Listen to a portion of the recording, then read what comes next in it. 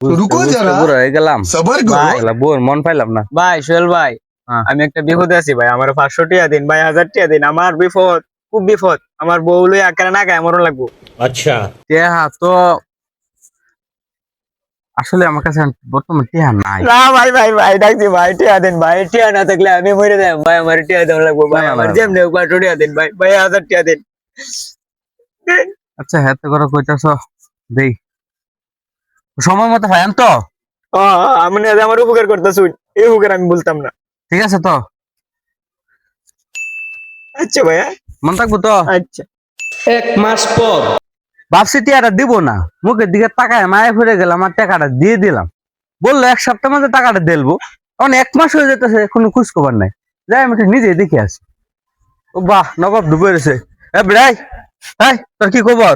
কিসে তুই তো গাড়ি করতেছস কিয়া, ভদ্রতা নাই নাকি? ও মা, মাসখানে হয়েছে না, বুঝলে গেছিস নাকি? টিয়া যে নিলে দি টিয়া কি দেওয়া লাগবো না? ও তোর কাছ থেকে কি টিয়া আনছিলাম নাকি? কিন্তু টিয়াটা জানি কেমনে আনছিলাম। না ভাই ভাই ভাই ডাকছি ভাই, টিয়া দেন ভাই, টিয়া না থাকলে আমি মরে যাই।